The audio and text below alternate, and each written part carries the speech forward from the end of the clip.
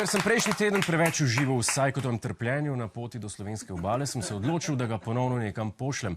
Poleg 3 krasnih sem ga ta teden poslal nekam, kjer bo zares trpel. Poslali smo ga po stopinjah naše predsednice Nataše Pirc Musar, ki je pred kratkim šla na Goričko, kraj, odkoder se, vsaj tako pravi Vlado Kreslin, vidi tudi do Pirana.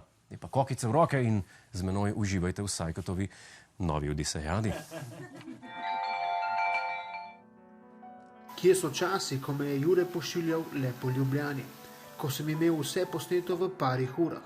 Od takrat se je tih par ur med seboj sparilo v še več ur. Ure, ki jih nikoli več ne dobim nazaj. Danes je nedelja. Nedelja. Ne.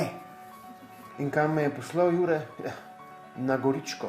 Ja, zato ker je bila tam pred kratkim tudi naša predsednica Nataša Pirc Musar. Tromeja z Avstrijo, Madžarsko in Slovenijo, kjer živijo ljudje, ki so mešanica Avstrica, Madžara in Slovenca, kar pomeni, da so zelo fovš ljudje, ki radi jejo šnicel pomočen v paprikaš. Tako da ja, jaz grem po sledeh Nataše Pirc Musar, no, vsaj tako misel Jure. Ker po posebnih podatkih, ki sem jih dobil na spletnem portalu pomorec.si, sem ugotovil, da je tam doma tudi slovenski grof Drakula. Zato, ker je bil gospod Drakula dejansko med komentarji, če sam preberem, super razgled, ko preletavam po noči in iščem krvnike. Tako da ja, gremo v lov za Drakulo. Hvala Bogu na Goričko navozil slovenske železnice. Kar pomeni, da grem lahko tja s svojim jeklenim konjičkom.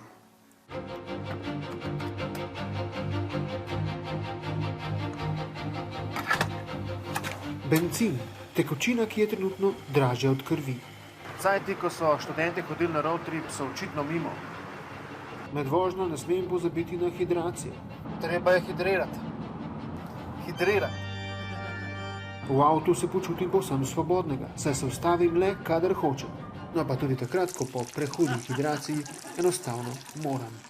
Ta cesta se vleče kot 100 za burek. Mogoče pa tam res živi kakšen krvosez, ker meni že ta cesta kri pije. Evo nas pa smo na Goričkem, ker je v bistvu več ali manj ravno. Čudna prst. Suha in brez hranil. Zelenjava iz take prstije kot prst v riti. Veš, da je bila v tebi, ampak nisi zares užival. Stavim se tudi pred domom duhovnosti, kjer je duhovnost doma. Vendar so vrata zaprta. V tem kraju očitno duhovnosti ni več. Dlje, ko se peljem, bolj se mi zdi, da se peljem na konec sveta. Tukaj je taka vukovina, da še vukovina je.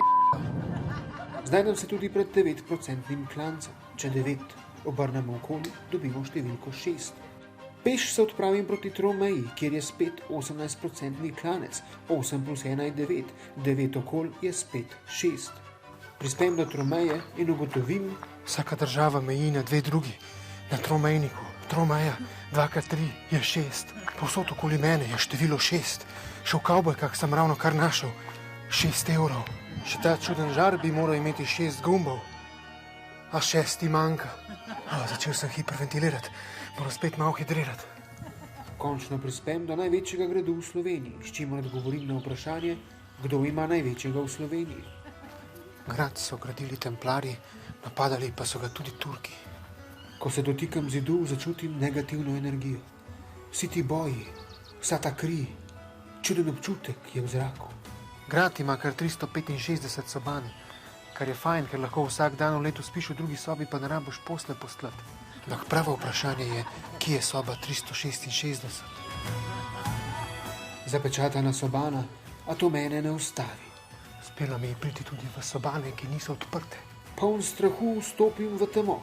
Odgrnem rdeče zavese, tam pa me čakajo čudne slike, hudičevi simboli, nagačeni bobri, čudne skulpture, močilne postelje in še bolj čudne maske.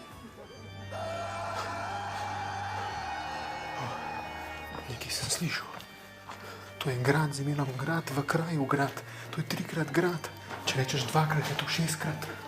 Za mojo lastno varnost se odpravim na najvišji vrh na Goričkem. Tukaj sem popolnoma nedosegljiv. Povsem na varnem, me ne najde niti hudič.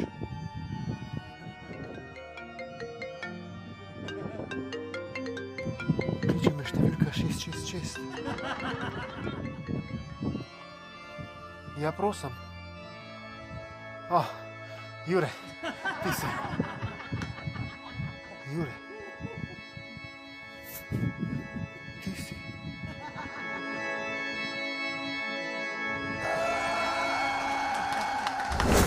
Hej, preden greš, klikni tukaj in se naroči na naš YouTube kanal, imamo pa tudi TikTok, Instagram in Facebook, tako da le urno.